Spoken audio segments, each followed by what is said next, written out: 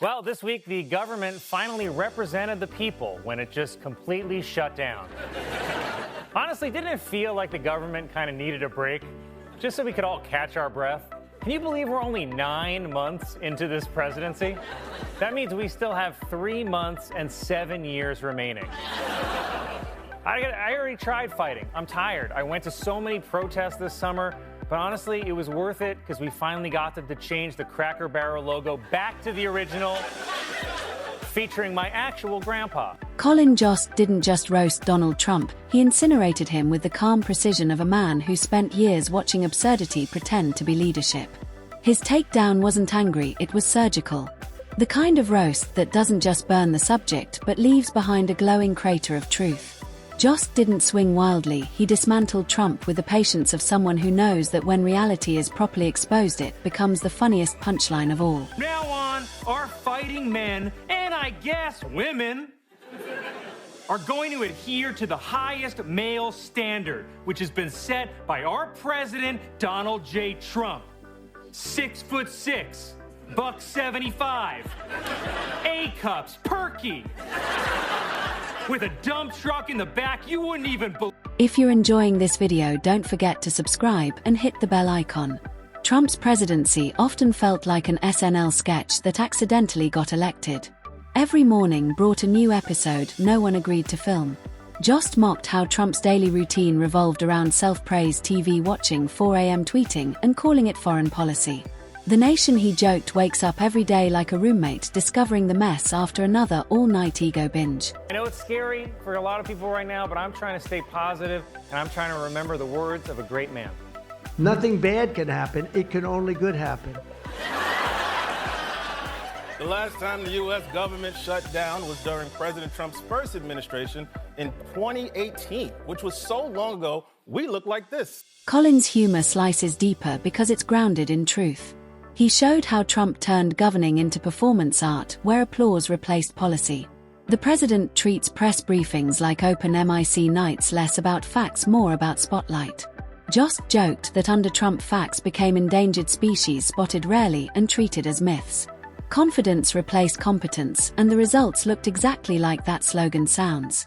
Insiders are saying that President Trump is trying to create tension between his potential successors, Marco Rubio and J.D. Vance, mostly by pointing at them and saying, "Kiss."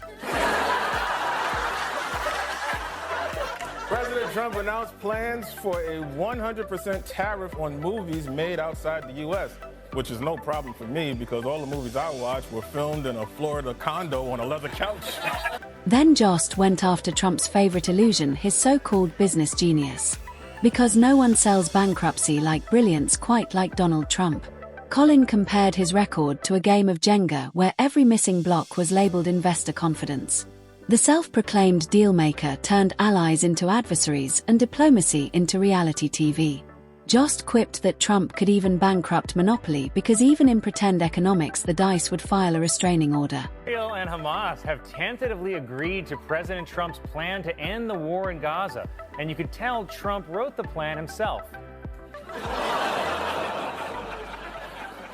A Trump advisor said ICE agents will attend the Super Bowl after Bad Bunny was announced as the halftime performer. You know, to catch all those farm workers who can afford Super Bowl tickets. Trump's obsession with image became Jost's next playground. He mocked the president's need for perfect lighting over solid policy. Every photo op a performance, every grin rehearsed, as if the presidency were a long-running show that refuses to get cancelled. Colin described Trump's public appearances as emotional costume changes, different tone, same script, the world's most exhausting rerun. Traveled to the Middle East this week, and if I were him, I would have just stayed there because it looked awesome. Trump arrived in Saudi Arabia where he was greeted with a lavender carpet which matched the color of his tie and also the length. They also rolled out a mobile McDonald's truck for President Trump's visit, featuring Saudi Arabia's most popular new burger, the McJournalist. Then came the foreign policy carnage. Jost painted Trump's diplomacy as overconfident, improved like someone who thinks geography is optional. Every summit looked like a talent show where Trump assumed he was the only act. His negotiations, Jost said, were like awkward first dates, too much bragging, not enough listening, and promises everyone regrets later. He joked that world peace under Trump sounded like a real estate ad with bad plumbing. Well, America elected Donald Trump to run the country like a business, but it turns out he's running it like one of his businesses. I love that you can intentionally ruin the economy and still get to stay president. It's like if you drunk drove your car through the window of the DMV and they were like, license renewed. It's insane. This was the worst week for the stock market since the summer of 2020. But you have to remember, back then, the president was also Trump. Next came the economy, Trump's favorite trophy, polished daily even when it's cracking. Jost laughed at how Trump treated economic success like inheritance, something he discovered, not built. He compared Trump's strategy to juggling grenades, impressive when it works, catastrophic when it doesn't. Crisis management under Trump, he said, was pure PR. When the world needed leadership, he looked for ratings. The Democratic National Committee protested President Trump's plans to accept a $400 million luxury jet from Qatar by flying a banner over Mar-a-Lago reading Qatar-a-Lago. It's the kind of hilarious stunt that makes you realize why the Democrats will never win again. Ethical experts are also warning that Trump may owe political favors to countries who give him lavish gifts. But based on the way he left the Middle East, I think I know how Trump is going to pay them back.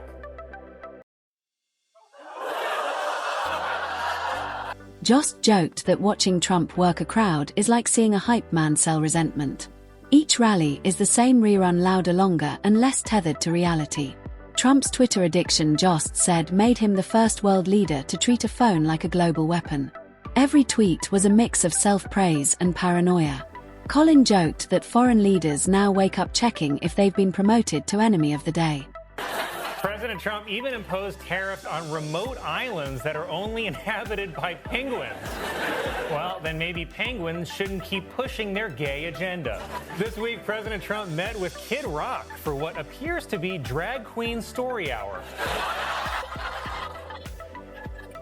Kid Rock watched Trump sign an executive order on concert ticket fees and then returned to his regular job as a 4th of July lawn. Then came the cabinet chaos.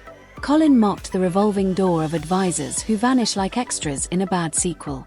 The Trump White House, he said, was an HR nightmare where loyalty means silence and survival depends on guessing the mood.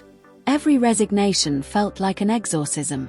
Jost joked that no one lasts long because you can't serve two masters, the Constitution and Trump's ego. Oh, guys, it happened. Last night, President Trump posted an AI-generated image of himself as the Pope, apparently ordering a one-way ticket to hell. Who posts a photo of themselves dressed like a guy who died a week ago? Trump was at the Pope's funeral. That means he walked past an open casket and was like, oh, we should do a who wore it best. Then there's the legal circus, an endless loop of investigations and denials. Colin called it America's longest-running courtroom special. Each scandal follows the same pattern: deny, deflect, distract, repeat. Jost said Trump treats indictments like campaign merch. He also mocked Trump's feud with science, where climate change became a branding issue instead of a crisis. Under Trump, patriotism turned into applause volume. This week, Donald Trump continued to announce everyone he's going to fire in 6 months. Trump nominated Kristi Noem to lead the Department of Homeland Security, Lee Zeldin to head the EPA, and Elise Stefanik as ambassador to the UN. And then someone yelled, "Now do a silly one." On Wednesday, Trump nominated Matt Gaetz for Attorney General, and Gaetz said the same thing he does when he sees a teenage girl: "I'll do it." Then came the legacy obsession. Colin Jost joked that Trump is the first president to spend more time branding history than making it. Every mistake becomes a media conspiracy, every handshake looks like a hostage negotiation. When the pandemic hit, Jost said Trump treated it like a PR slump, offering confidence instead of competence. The man who claimed control seemed perpetually shocked that reality didn't follow his script. Truly, like if the week Queen Elizabeth died, I posted this. I don't know, I just feel like as a Catholic, Trump's photo just feels slightly disrespectful. Also, if Trump really wants to be Pope, he should probably stay away from J.D. Vance. President Trump responded to a report showing the U.S. economy was declining by posting, "Be patient." And if his brain gets any worse, he's gonna be patient. Jost mocked Trump's loyalty tests every ally forced to worship or be exiled. Working for Trump, he said, was like a survival show where the only rule is never outshine the host. The billionaire, who claims to understand the working class, has never met one without an entourage. Jost joked that calling Trump a man of the people is like calling a yacht a lifeboat.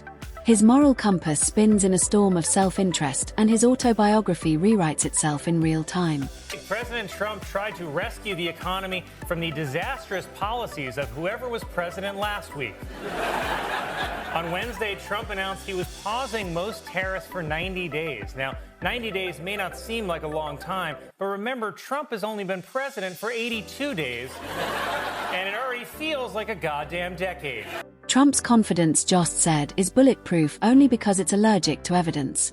His presidency didn't just divide politics, it divided logic itself. Jost joked that America under Trump feels like a group project where one guy insists he did all the work. Facts became tribal, truth became negotiable, and outrage became currency.